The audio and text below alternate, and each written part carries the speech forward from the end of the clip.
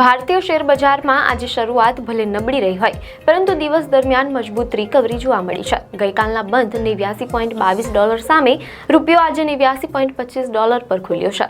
બજારની શરૂઆત લાલ નિશાનમાં થઈ હતી અને નિફ્ટી 25,850 થી નીચે ગયો હતો, પરંતુ બાદમાં જોરદાર ખરીદીને કારણે નિફ્ટી ફરી 26,000ના સ્તરથી ઉપર આવી ગયો છે।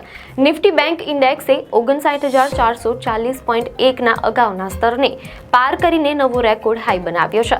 ભારતીય એરટેલમાં 7,400 કરોડ રૂપિયાના મૂલ્યની મોટી બ્લોક ડીલ થઈ છે। બીજી તરફ MCXના શેરનો ભાવ ઇતિહાસમાં પહેલીવાર રૂપિયા 10,000ને પાર કરી ગયો છે। મેટલ સ્ટોક્સમાં તેજી છે, જેમાં સેલ 4% અને JSW સ્ટીલ 3% વધ્યા છે। કેપિટલ માર્કેટના શેર્સ પણ તેજીમાં છે। અત્યારે બજાર દિવસની સૌથી ઊંચી સપાટીએ છે, જેમાં 50માંથી 48 નિફ્ટી સ્ટોક્સ ગ્રીન ઝોનમાં ટ્રેડ કરી રહ્યા છે। આવી જ ન્યૂઝ અપડેટ માટે ધ લોકસત્તા પેજને ફોલો કરો।